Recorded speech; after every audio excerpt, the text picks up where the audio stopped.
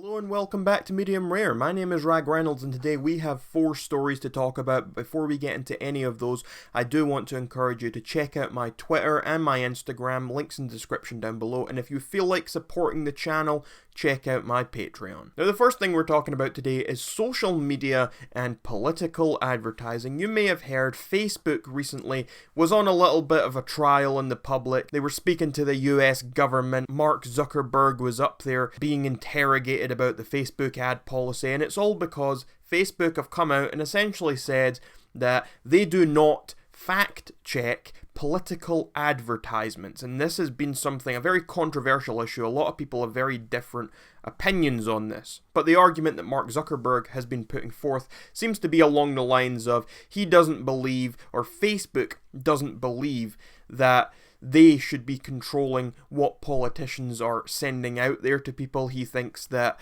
people should be able to hear what politicians have to say and then make their own minds up whether that is true or whether it's false. And in the midst of all this scandal going on with Facebook, Twitter CEO Jack Dorsey came out saying that Twitter will no longer allow political advertisements on their website. And this again has been another quite controversial stance to take. I mean, much less controversial than the Facebook stance. A lot of people I've seen personally have been very much congratulating and applauding Jack Dorsey for doing this. I mean, they're going to be losing out on hundreds of millions of dollars in revenue from all the people who would normally be advertising. Jack Dorsey said, "We've made the decision to stop all political advertising on Twitter globally. We believe political message reach should be earned, not bought. Why? A few reasons. A political message earns reach when people decide to follow an account or retweet. Paying for reach removes that decision, forcing highly optimized and targeted political messages on people. We believe this decision should not be compromised by money. While internet advertising is incredibly powerful and very effective for commercial advertisers,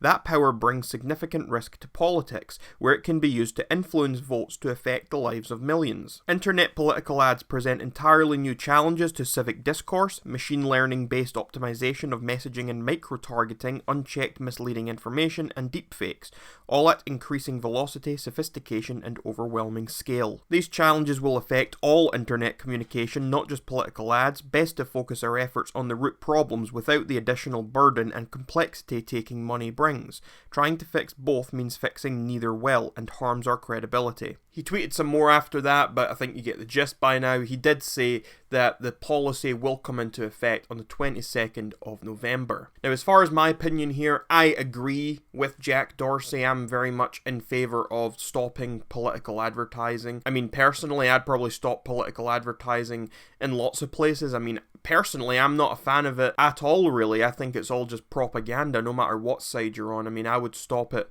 on TV. I would stop it as many places as I possibly could. I mean, I think other than maybe setting up campaign rallies and that sort of thing, I would personally limit a lot of political advertising. I don't like when things are being shoved down people's throats. I don't like to turn on the TV and have to be forced to listen to something I don't care about or don't want to hear about. So I do very much agree with this position that Twitter has been taking. However, I do also maybe have a bit of a controversial opinion as well about Facebook. I mean, I think that if you are doing political advertisements, I'm not sure I'm in favour of anyone doing fact-checking on political advertisements. I mean, I think that's maybe a step too far for me. I don't like that idea. I think there is too much leeway there for people to come in and be very biased when they're doing that fact-checking. I mean, we have websites such as Snopes, which is considered by many people as one of the best fact-checking websites available, yet they are constantly under fire for getting things wrong or being biased and all this sort of thing.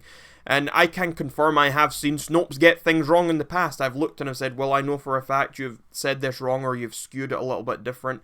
And I mean, who are you using for your political fact-checking here? Are you using someone like Snopes? When you've got a human being who's the one doing fact-checking, you are always going to end up with some bias in there. And I'm just not so comfortable with the idea of another human being coming in to fact-check what is allowed to be said in a political ad or not. Personally, I would just rather the ads didn't exist. this, which is the route that Twitter is going, and I applaud that 100%. But all I'm saying is that if they are going to exist, I do not like the idea of them being fact-checked. And some people have pointed out as well, when it comes to radio and TV, they don't tend to fact-check ads either. They don't have some holy standard that you need to fact-check, so it seems a bit strange that suddenly Facebook must be beholden to this when a lot of other mediums are not. Anyway, let me know what you think about all of this in those comments down below, because that's just my opinion. The next story we're talking about is Jake Hill.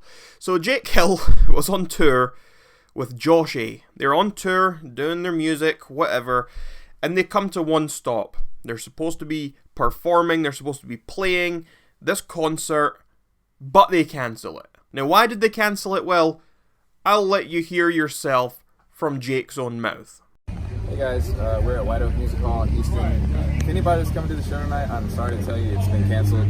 As soon as we get here, we find out that there's a bigger artist playing on the lawn who is a vegetarian, which is fine. But he has made it a specific contract rule that you cannot have any meat in the venue. And I didn't know this until I had ordered my DoorDash. And apparently I have to eat it outside like a dog or walk 500 yards down to a bar just to eat my food. This is the 20th show we've done. We're tired. Like, we want to relax, eat our food. But apparently God is here, and he's making it to where we can't eat meat. So I hate to do this, but I'm not about to bow down to this guy. The show's been canceled. I'm sorry. I'm so sorry. I know we've canceled. This is our 4th canceled show of the tour. The other 3, they were legit reasons. This one is just me. I'm not bowing down to this Morrissey. Seriously? I mean, I watched this video, okay? And I couldn't believe what I was hearing, right? I can understand the argument that you don't want someone else's beliefs forced on you. I completely agree that you shouldn't back down from other people. I can completely understand the fact that they're upset that they're not allowed to eat their burger in that place because of this other guy is a vegetarian, because there's this vegetarian policy. I can understand the frustration there, and I completely disagree with banning the meat products there. I completely disagree with the venue's choice there. I completely understand and sympathize. However, to actually cancel the event is far worse than what that venue is doing. You are cancelling an event that your fans, that people have paid their hard-earned cash to attend, and you are cancelling it because you refuse to just eat your burger in your van. You could literally stand where you are recording this video and eat your burger. Your friend Josh behind you is sitting down. He is sitting in this vehicle. Why can't you sit there with him and eat the burger as well? It's on like a little table. It's sitting on something. What is the big deal here? I don't see the issue. Why can't you just eat it, go play your concert, and then just express your frustrations later on? I understand you're frustrated. I would be too. It'd be annoying. But to actually go out of your way to cancel because you have to eat your burger outside, that is the most ridiculous thing I've ever heard in my life. Maybe not the most ridiculous. I'm maybe exaggerating there, but you get what I'm saying. That is just selfish beyond all means, and I don't think you deserve anyone to attend your concerts if you're going to treat your fans like that. But again, these are my opinions. Let me know what you guys think in those comments down below. Now we're talking about a story that I don't know why it's a story. I honestly think it's just a little bit sad. Quote-unquote rappers Bhad Bhabie and Woah Vicky recently got into a fight, and that fight video was posted on Twitter. Take a look.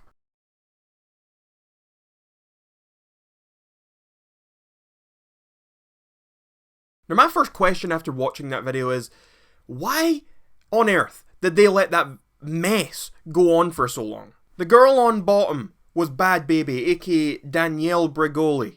She's on bottom. These people recording are her people. Why were they letting her get beat up? Why were they just standing there? Why did they then just hold her back? Why are people not in there trying to split these children up? Why are people letting this go on? Why are people filming this? Why are you filming it rather than stopping it? You're supposed to be on her side and you're just watching her. She gets her hair pulled and gets beat up.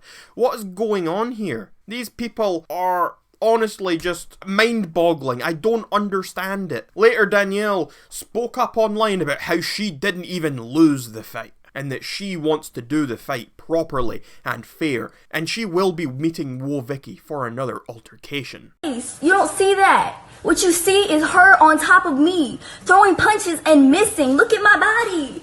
Where do you see any? I'm not bruised up nowhere. Get out. Like, what are y'all talking about? What is y'all on? Look at my face. A get they ass beat is missing lashes. A get they ass beat, all types gonna be wrong with them. Don't play with me.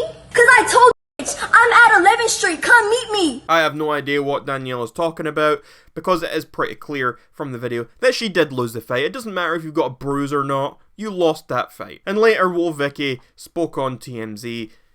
Take a look at that clip. I don't think it's nothing to work out at this point. I beat her, so, you know what I'm saying? Like, she talking about she want to fight again, but it ain't nothing to fight. I already beat her.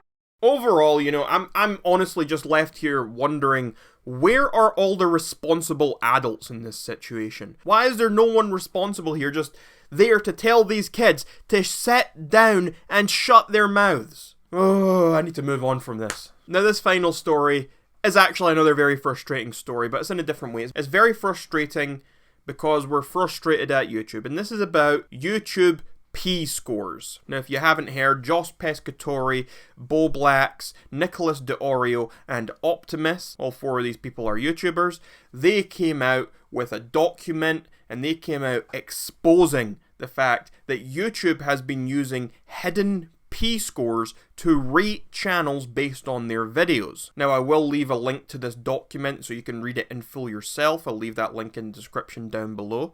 But what exactly are P-scores? Well, a P-score is a metric that is made up of 5 different ratings. These ratings are popularity, passion, protection, platform, and production. And now there was a way to find your P-score by looking into the page source code and inspecting it and searching for your P-score, and you could see that on a video page, but YouTube, since all this is broke, have removed that line of code. I'm just guessing that they must have obviously just hidden it. I mean, I'm sure that's still there. They can't change their algorithms and all this stuff that fast, so I'm imagining they've just hidden it somehow. And so it was found that these P-scores directly had an impact on how well videos would perform and also on what kind of advertisements these videos would receive.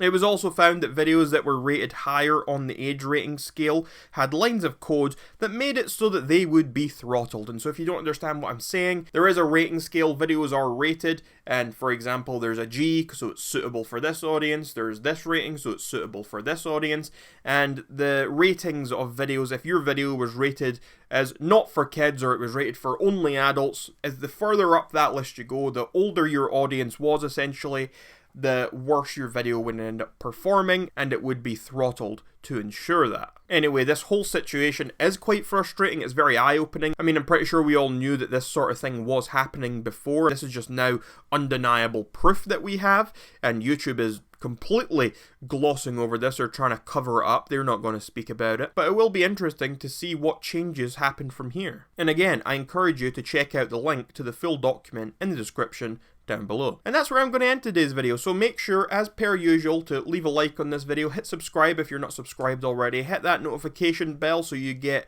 notified as soon as my uploads go out, and make sure to leave your opinions and your thoughts on any and all of these stories that we talked about here today. And again, make sure to check out the links in the description down below, and until next time, my name is Rag Reynolds, this was Medium Rare, and you are welcome, society.